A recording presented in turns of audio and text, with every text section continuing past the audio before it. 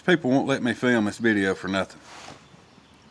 Maybe I can go 5 minutes without somebody pulling up or calling on the phone or something. Just figured I'd take time today and make a quick overview of our sawmill. It's a Timberking 1600. A lot of folks, they're not familiar with them, or they're in the market for one, but they don't know what they want. They can't find a decent review or any measurements or specs or anything like that. So today we'll do a quick walk around this one, and I'll fill you in on what I know so far. We've had this one for about 2 years, and I don't have very many complaints.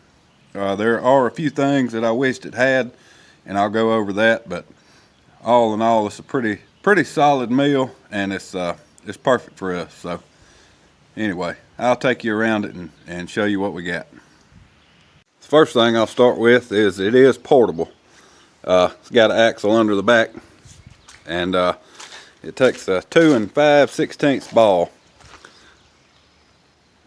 I know some mills this size are not portable, or they don't come portable, but as far as I know, all these Timberkings do. They come with axles. Hydraulic loader, that's a huge help. Even having a pretty good sized tractor, these loaders are they're worth their weight in gold, in my opinion.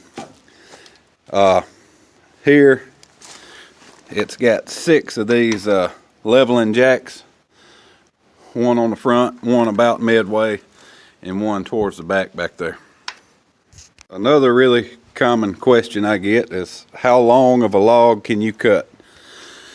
And the specs say 21 foot, but I cut some 20-foot light poles for a guy, and it just about maxed it out.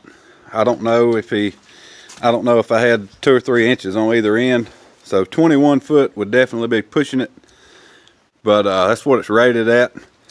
I tell folks we can squeeze a 20, but I like to stay around 18.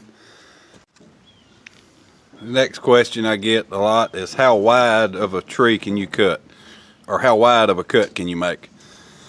And I'm gonna say from our blade lubricator hose right there to this inside bearing, 32 inches is absolute max, I would say. So it's got a 32-inch cutthroat, which is pretty impressive for this size mill. But what I like the most about this, and how I've only seen it with Timberking, but the cut throat itself, like from the blade to the frame up there, is really high. You got a really big, wide open cutthroat there. Some of the other mills they're angled up, you know, like from here down, from the middle, kind of like a triangle shape. But this right here has a really big, wide, deep cutthroat in it, and it allows you to make a lot more cuts, a lot bigger cuts, without having to move the log around as much. All right, we got a 27 horse gas powered Kohler engine that powers this thing. If I'm not mistaken, that's the same engine that's on our bad boy lawnmower, 60-inch cut lawnmower. Same engine. Now here's a control station. Here's where you stand when you work the mill. Some mills you walk beside the carriage as you're cutting, but on this one here, you stand stationary in the back while the carriage moves forward and backward. And here's all your hydraulic controls, from the log loader to the turner, and it's I don't know how you say it. It goes both ways. The log turner will roll the logs both ways, and then your the log dog that slides back and forth, that's also hydraulic. And of course, your forward and backward on your carriage, and your up and down on your carriage, all that's hydraulic. And you adjust the speed by this valve right here, all the way closed. It won't move, but when you hold the handle forward with this valve closed, it won't move. But as you hold this forward, you use your other hand and break this valve open, and when it starts allowing fluid to pass through there, then the head starts moving forward. And that's how you control your speed. Here's the log turner. It'll turn the logs. That chain right here, it's almost like a big chainsaw chain, but it's got big lugs on it. It's hinged down there, so it lifts up this way and back down, and this chain will turn both ways. And I was really impressed with the strength of this thing. It's a whole lot stronger than I thought it would be. We've turned some really big heavy logs with it. And here's the log dog. You unscrew. Well, this is kind of homemade. I broke the original little plastic handled little bolt they had, but you pick this up and hold it and tighten this back down, and that's how you set the height on that thing. And then in and out's hydraulic. Now your backstops back there behind the log, you adjust them by this handle right here.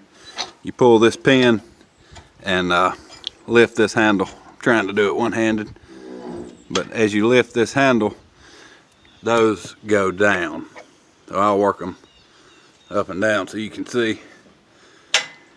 Let them down, and then put the pin in whichever hole you need to keep the backstops at a appropriate height. Now this right here is probably my favorite part of the whole mill. It's got presets from 5/8 all the way up to 1.5 inches. Whenever you start your cut, you hit set start position and you press select. You can select through these options and just hit auto down. Once your blade's clear, you make a cut, you raise it up and come back in front of the log. You pick your setting and you hit auto down. And what that does, it brings the carriage down that distance plus the, I think it's plus a 1/16 for the kerf of the blade. Now how it does that is that encoder up there, it's got that little thin cable, and that thin cable is it comes out of there and it attaches to your carriage head. So that encoder up there is what lets the valve know how long it needs to stay open, you know, to go back down. That's your height measurement right there. Now this is your blade lubricant. If I understand it right, it's really a blade coolant. It's more or less to keep the blade cool. It don't, I mean, the big old teeth and the 27 horse Kohler, it don't need much lubricant. It'll plow through it, but this just keeps the blade cool, if I'm understanding correct. And depending on what you're cutting, we're in the south, so I cut a lot of pine. And if you're cutting pine, you really need to put something else with the water in there, like mix either Purple Power, like some degreaser, or pine sol, or something like that. And that really keeps that old stuff, that old sap from building up on the blade. If you get a lot of sap built up on the blade, it'll start riding up and down through the wood, and it'll make you pull your hair out trying to figure out why it's doing it. But it's just the old sap built up on the blade most of the time. Now right here is your is how you actually tension, how you put the tension on the blade itself, and they recommend at rest about 500 pounds, and when you're running, run it on up to about 1300, somewhere in there while you're running. And I've been doing that for right at 2 years, and I hadn't had any, you know, I don't have any reason to err from that. Now that's a basic overview. Now I'm gonna start nitpicking.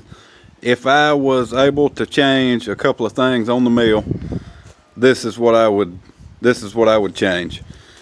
Number one is this thing right here, the log dog. If I could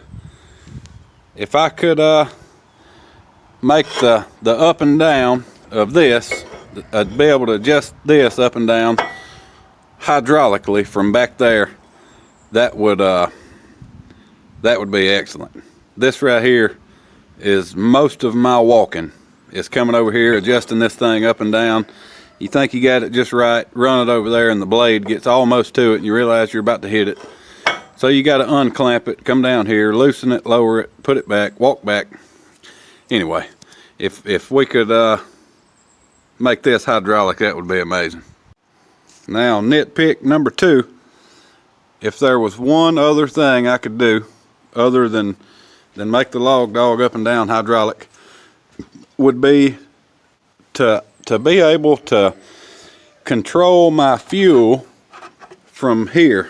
Now I know that would entail running a very long throttle cable all up through that plastic chain and up to here, and it's not really practical to try to do that. But right now the mill's all the way back and it's all the way down, and I'm 6'1", and I have to reach up here to get to it. But anyway, that's not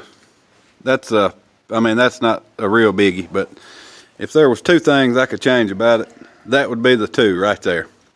But overall, I don't have any complaints. It's fired up every time. We hadn't had any trouble other than trouble that we caused ourselves. We hadn't had any, as far as all this, the set works, the auto down, whatever you want to call it. It's worked pretty much flawlessly. Like I say, if we did have a issue, it was operator error. It wasn't anything to do with any of the electronics. That's pretty much it. If you go back in my channel, you can see it being ran. I got several videos running it. But anyway, there it is, the Timberking 1600. I think this is a 2017 model, if I'm not mistaken. So the newer models, they may change, but for the 2017, there it is.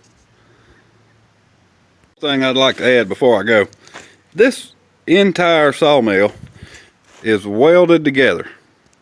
The frame, the carriage, everything that should be welded is welded. And I'm not saying you can't break it or bend it, but it's going to take a whole lot. I mean, all this is everything, all the cross members, this whole channel on both sides is solid all the way through. All these posts that the carriage rides on, let me get around here, all these, all that is welded solid.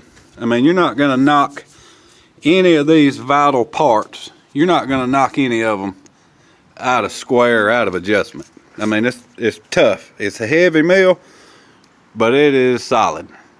I don't see us having any issues whatsoever as far as it holding up and staying true. Anyway, y'all take care. Thanks for watching.